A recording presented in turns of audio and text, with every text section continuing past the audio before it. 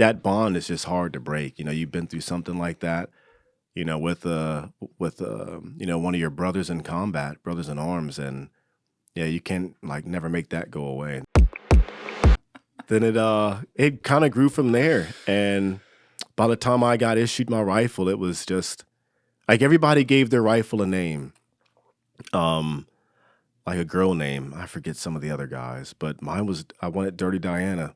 Sick, It was man. yeah, it's a Michael Jackson fan. Yeah, it's MG at the time. I'm not too sure about about it now, but how we all feel about Michael. But yeah, at that time he was my guy. Hey, look, that was the king of pop, man. Yeah, He yeah. was no one Yeah. like him. Unbelievable talent. Oh, Say yeah. nothing to the other. Listen, I Believe I Can Fly is a great song. All right. Oh, you're talking about R. I'm talking about R. Kelly now. Yeah. I'm glad Yeah. he's in prison, but I'm bumping that Yeah, shit. yeah. Like, I still might play a little R. Kelly on the side. send me to jail for doing that, but good music's good music. I don't know. I feel you, man. Like someone asked me, like, yo, what if Hitler had made a banger song? I'm like, don't do that. I'm gonna bang it. Don't do that. Don't do that to me. But yeah, what was the whole thing? I brought this up a few minutes ago, but like, why were you so into painting the gun over and over again? Weird story. I don't think I like talked about in the book or anything. So, like, I sucked at school, but I was really good at art. So I think it was like middle school, 8th grade. I got invited from a college to join their art program. So I was going to college for a little bit, doing art because I like art, drawing and painting. And I think that's where it like stemmed from. I like drawing and painting. And I didn't like the way the gun came stocked, the SR-25 that I had. It just looked dull. And painting it for me was like my artistic expression, because I would change it up all the time, the patterns. One week it would look like, leaf pattern. The next operation and may have like a checkered style pattern, different color variations. I like the artistic expression behind it. It was mine. It made you feel more connected to the rifle, or for me it did. And I think that's what why I did it all the time. And I have ADD, so it was like never good. It was always I got to do it again. It was like a fix, Right. And there's only so many things you can do overseas. Like either you're gonna watch Anchorman again, go to Chow, do what guys do. When there's no one around. Well, according to Mike Ritland, they do it when people are around. Oh, I bet. Oh, he's a SEAL. Yeah, SEALs probably do. Yeah, he's like, they're just sitting in beds, yanking their chain. Oh, that too. Yeah. Been there. Oh, you're talking about, what were you talking about? Just because of the fact that they're SEALs, the Navy, it's a Navy okay. joke. All Navy right. joke. Gotcha. Just a bunch of seamen just Yeah. being together. But it's only so much you can do overseas, and painting my rifle was one of them, and a way to like connect to. Yeah, it felt like a ritual. Big time. Right? A huge like your rifle has to be like an extension of your body. Yes. It cannot be any different. If it doesn't feel like your arm or your heart, then it sucks. You can tell if it's your rifle or if you pick up someone else's rifle and they're both identical, same SR-25 rifles. But it's just something about yours that now I have a connection to that one. That one's mine. It's what keeps you alive. Yeah, big time. Yeah. You know? Yep. I hear so many of you guys who were over there just talk about, like, that's That's the man. reason I'm here. Yeah. That's know? it. It's weird to think about it. That's weird to think about. It's the only reason why we're here. Yeah. That gun. So maybe that's why we all get out and get them. All of us, man. Yeah. I mean, what strikes me is that, you're going through so many things here in so many different eras in a way, whether it be all the different massive training you're doing or the different deployments to different theaters as well.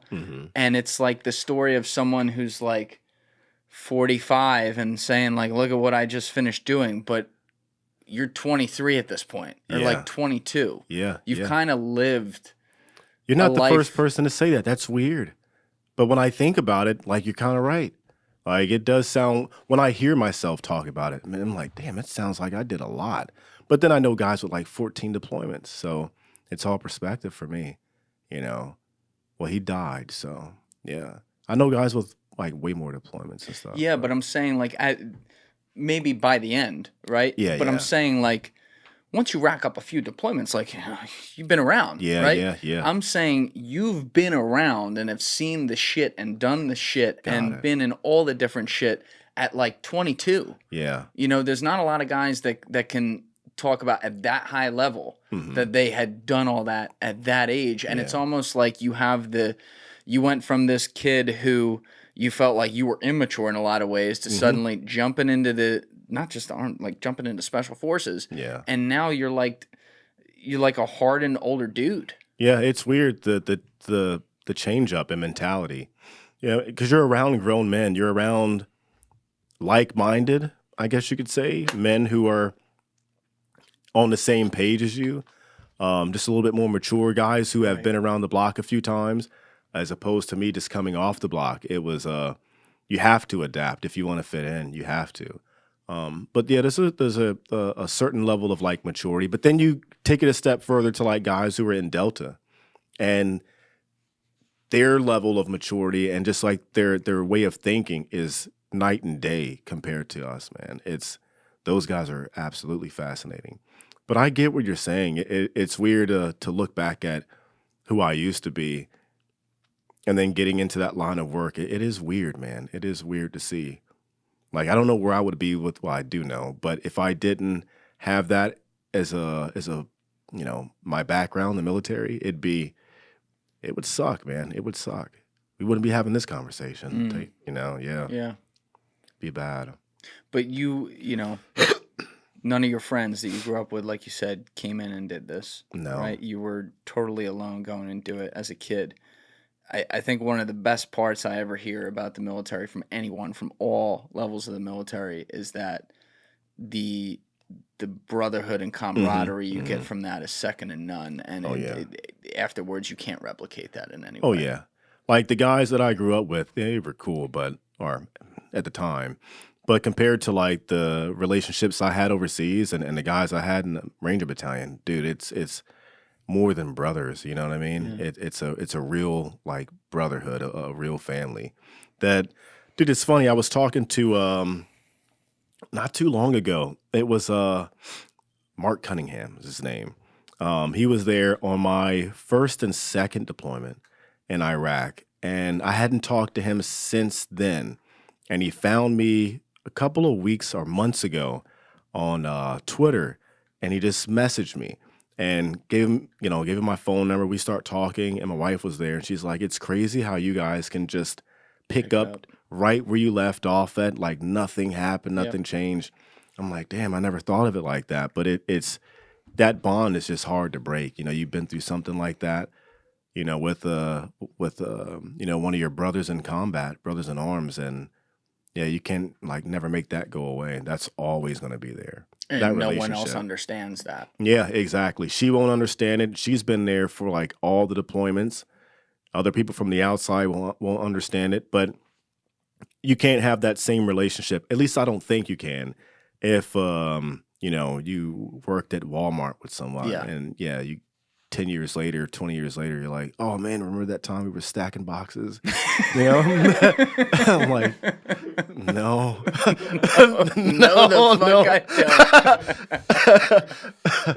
yeah, it's different bond, different relationship, Yeah. man. Yeah, but it's good though.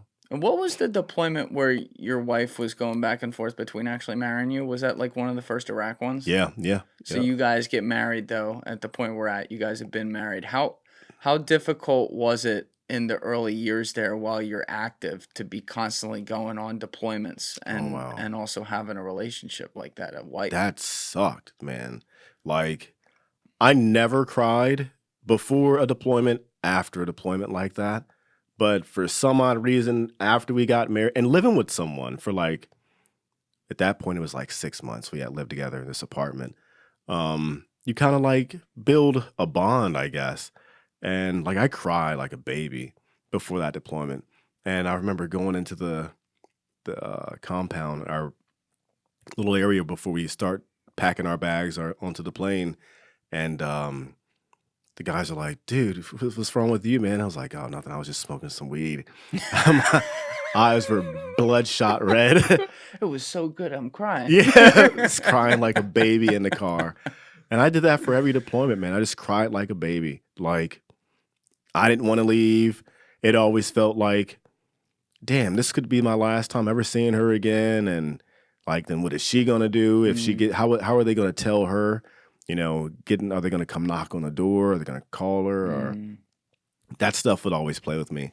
But by the time I was on the plane, popped an Ambien, like I was good to go. Watching the video, guys. If you haven't already subscribed, please smash that subscribe button and check out this clip's full podcast episode by clicking here or in the description below.